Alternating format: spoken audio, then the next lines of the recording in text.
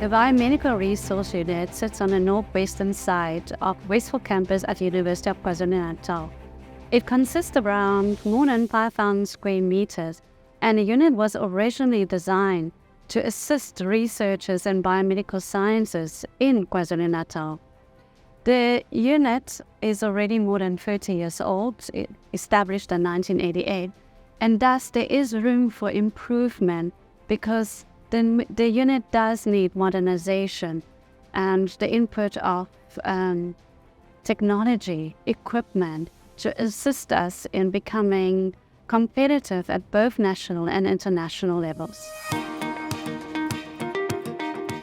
My name is Rita Govender. I'm the admin officer for the unit.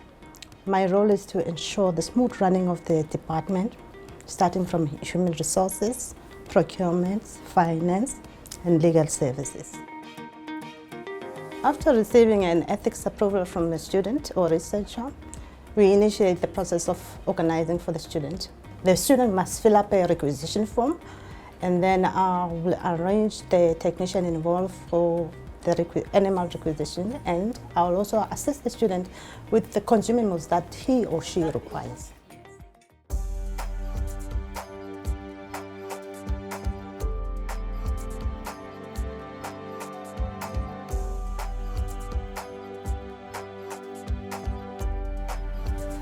I'm Karishma Naidu, and I'm a PhD student at the discipline of human physiology. My project is investigating the effects of gossypectin on selected complications of prediabetes. What my study is about is I want to investigate the therapeutic properties of gossypectin in comparison to conventional medicine known as metformin. So what I do on a daily basis is I check the food levels, I check the water levels, I check the condition of my animals.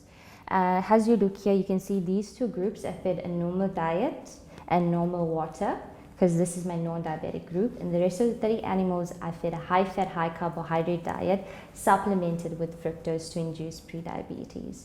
This study has received ethical approval. As you can see, this is something that I fill every day. It's used to measure the harm versus benefit analysis for your animals.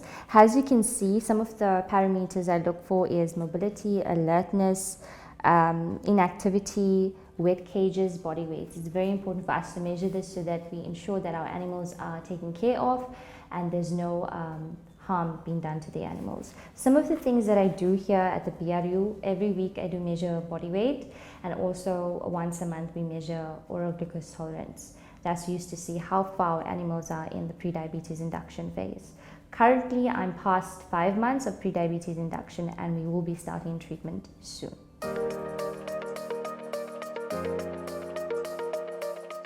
My role is mainly to attend to the animals for students according to the protocol as what the protocol says. And we make sure that everything is available, items that would be required in the protocol. And therefore, my role also furthermore is to train them on the manipulation of animals and also the administration of drugs and all that, the routes, and technically applying all relevant procedures. These are the metabolic cages. They're actually housing only one animal per cage. And mainly they are used in pharmacology and physiology. That is for nutritional studies and also for drug studies. And the urine samples, as the animal will urinate, the urine will fill up these tubes, and this is to be collected overnight.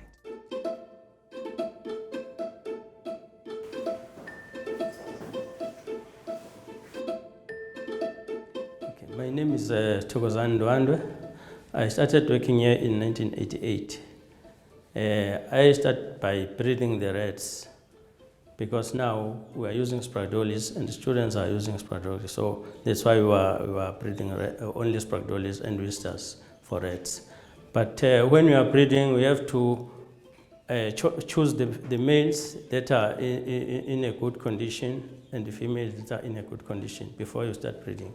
Then when you're putting them together, you must keep them for maybe few weeks or few days. So when you are taking the male, you say that no, this is the time that you can take out the male when they are pregnant. After they're pregnant, they take about 20 days to be pregnant. Then after birth, you have to take out the young ones. When they are 21 days, you have to wean them. So to wean them, you have to see their sexes as well. So this is the male. The male, you see by see that there is a penis and the back opening.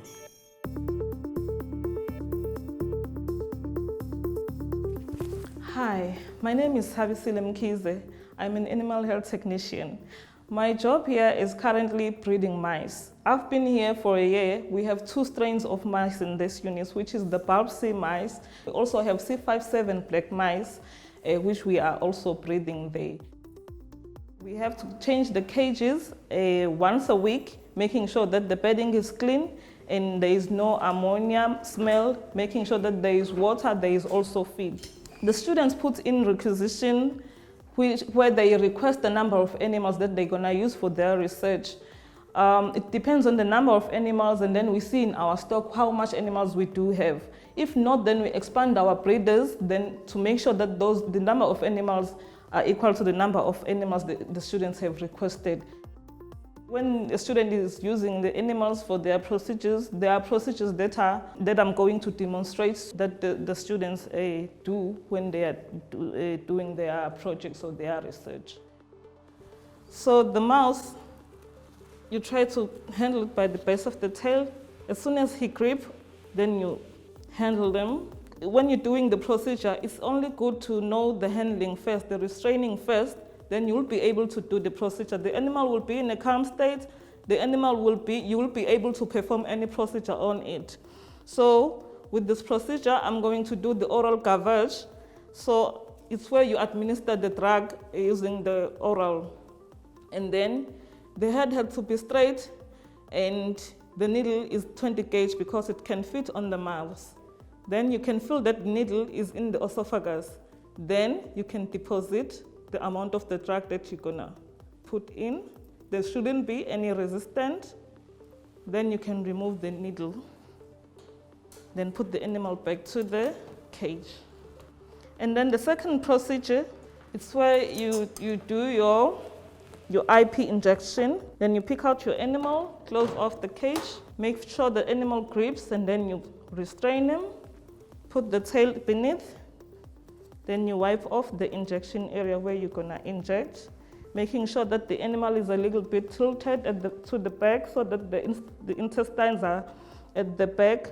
Then the marking is the forefinger of the animal, then of the back limb. Then you are able to inject on that area, you aspirate a little, and then you deposit your drug, and then remove the needle. Then you rub a bit off at the injection sites just to relieve the pain, and then put the animal back to the cage.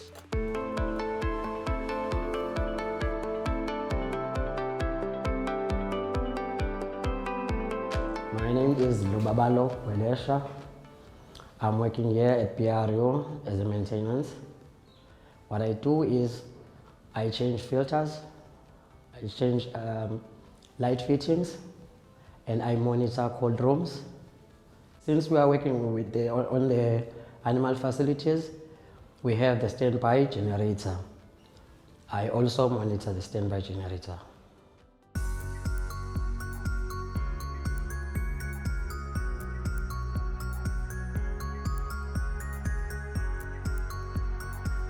My name is Ngobile Jakapagati. I am a veterinarian and the facility manager for the Biomedical Resource Unit. So this is our theatre, and this is just an example of how we would set up everything when we have one of our workshops with our collaborative pharmaceutical companies.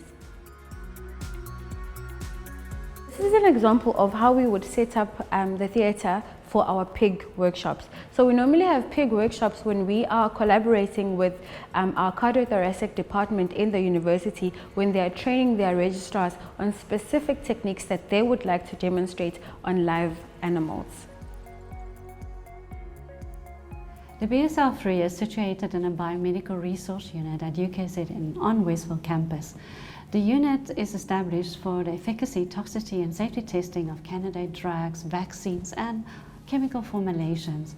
COVID taught us that there is a gap in industry for preclinical testing, and for that reason the future plan of this unit is to create a preclinical platform for the testing of candidate drugs and vaccines according to national and international guidelines.